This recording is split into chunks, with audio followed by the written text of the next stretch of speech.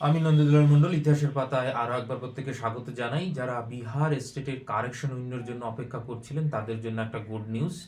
Ultimately ওয়েবসাইটে কিন্তু official notification publish হয়েছে এবং সেইখানে কারেকশনের ডেট দেওয়া হয়েছে যে ছেলেমেয়েরা কারেকশন করতে পারবে। এর আগে কিন্তু কারেকশনের সুযোগ দিত না এবং যে আগের নোটিফিকেশন সেখানেও বলা ছিল কারেকশনের কিন্তু সুযোগ দেবে না, কিন্তু এত পরিমাণ ছেলে মেয়েদের মেল বা ফোন গিয়েছে হেল্পলাইন নম্বরে, তাহলে বিহার সরকার কিন্তু কারেকশন উইন্ডোটা ওপেন করবে বলেছে এবং কবে ওপেন করবে। এবং অনেকের ফর্ম ফিল আপ করতে অসুবিধা হচ্ছিল, যে পুরো ফর্মটা ফিল আপ করতে পারেনি বা ফিসটা পেমেন্ট করতে পারেনি, তাদের জন্য ডেট কিন্তু এক্সটেন্ড করা হয়েছে। কবে কি সেটা বৃত্তান্ত বলছি, এবং সেই সঙ্গে এই দামি অ্যাডমিট কার্ড কি সেটাও বলছি। তো যারা অফিসিয়াল নোটিফিকেশন দেখতে চাও তারা আমার যে টেলিগ্রাম চ্যানেল সেখানে গিয়ে দেখতে পারো, যে অফিসিয়াল নোটিফিকেশনটাও দিয়েছি, সেই সঙ্গে তার যে বাংলা ট্রান্সলেশন সেটাও দিয়ে দিয়েছি। তোমরা নিজেরাও অফিসিয়াল নোটিফিকেশনটা পড়ে দেখতে পারো। আর আমি এখানে বলে দিচ্ছি যে দুটো পয়েন্ট একটু শোনো, তাহলে আর প্রশ্ন করতে হবে না, ঠিক আছে? এইবার বিহার স্টেটের যে কারেকশন ডেট সেটা দিয়েছে গতকাল, মানে 5 তারিখ রাত্রেবেলা, ঠিক আছে? আজকে 6 তারিখ। এবার তার আগে বলে নিই, যারা রেজিস্টার করেছো, register candidate, mobile number, email ID, নাম দিয়ে যারা রেজিস্টার করেছে, প্রথমে রেজিস্ট্রেশন করতে হয় নিউ ক্যান্ডিডেটদের, সেটা যারা করেছো কিন্তু ফর্ম ফিল আপটা পূরণ করতে পারোনি কোনো কারণে, অসুবিধার কারণে, বা এক্সাম ফিটা সেটা তোমরা দিতে পারোনি, তো তাদের জন্য আলাদা করে কিন্তু ডেট এক্সটেন্ড করা হয়েছে। কত তারিখ অবধি? 8/1/2024 থেকে 10/1/2024, অর্থাৎ যারা 7 তারিখের মধ্যে ফর্ম ফিল আপ করতে পারবে না, ধরুন রেজিস্টার করে রেখে দিয়েছেন কিন্তু ওয়েবসাইটের কারণে বা ইন্টারনেটের কারণে আপনি ফর্মটা পুরো ফিল আপ করতে পারেননি, তাহলে 7 তারিখ তো লাস্ট ডেট ছিল। এই 7 তারিখ পার হয়ে যাওয়ার পর 8 তারিখে কিন্তু যাদের যা অসুবিধে ছিল, ফিস পেমেন্ট বা পুরো ফর্মটা ফিল আপ করতে পারেননি, তারা কিন্তু 8 তারিখ থেকে করতে পারবেন।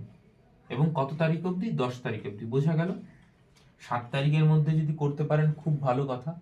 আর যদি তারপরেও কোনো অসুবিধা হয়, ওয়েবসাইটের কোনো প্রবলেম হয়, কিন্তু যারা অনলি রেজিস্টার ক্যান্ডিডেট, অন্তত নাম এবং ইমেল অ্যাড্রেস এবং ফোন নম্বর দিয়ে রেজিস্ট্রেশন করে রেখেছেন, তারা কিন্তু 7 তারিখের পরেও আরও 2 দিন সময় পাচ্ছেন।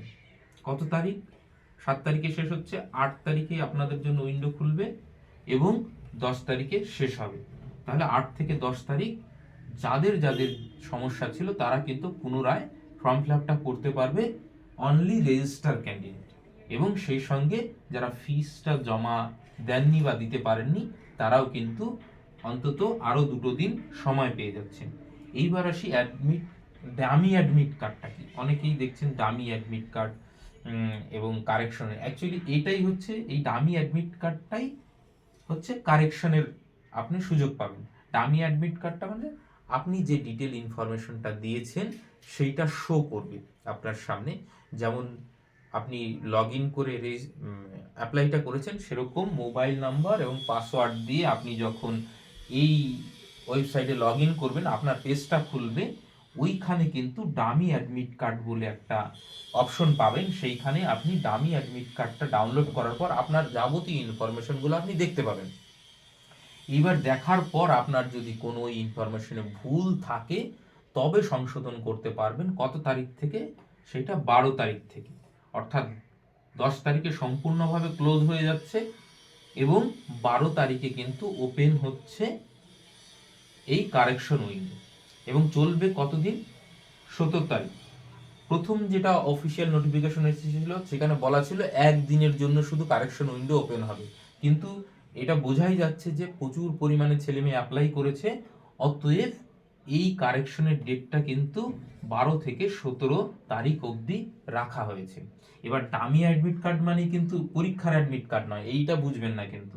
ডামি অ্যাডমিট কার্ডটা মানে আপনি যে যে ইনফরমেশনগুলো দিয়েছেন সেগুলো একটা ডামি অ্যাডমিট কার্ড হিসাবে বা নকল অ্যাডমিট কার্ড হিসাবে আপনার সামনে তুলে ধরা হবে এবং সেইখানে আপনি চেক করবেন যে আপনার ইনফরমেশন ঠিক আছে কি নেই, এবং তারপরে আপনি যদি মনে করেন যে এইটা আমার চেঞ্জ করা দরকার, তাহলে সেটা চেঞ্জ করবেন। এইবার আরেকটা বিষয় ওখানে বলা আছে যে যদি ক্যাটাগরি চেঞ্জ করতে হয়, ধরুন আপনি এসসিতে অ্যাপ্লাই করেছেন এবং এসসির টাকা কেটেছে, তাহলে আপনি যদি ক্যাটাগরি চেঞ্জ করেন তাহলে ফিসটা কিন্তু সেইভাবে বর্ধিত হারে দিতে হবে। একটা পেপারের জন্য 200 টাকা এবং দুটো পেপারের জন্য 300 টাকা এক্সট্রা আপনাকে দিতে হবে চার্জ, ক্যাটাগরি যদি চেঞ্জ করেন। এটা কিন্তু অফিসিয়াল নোটিফিকেশনে বলা আছে।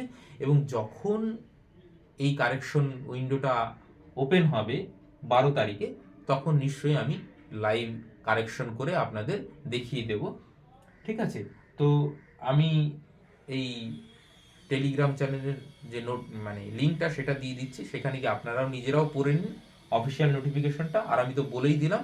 এবং 12 তারিখের পর যখন কারেকশন উইন্ডোটা খুলবে, তখন আমি দেখিয়ে দেবো যে কিভাবে কারেকশন করতে হয়।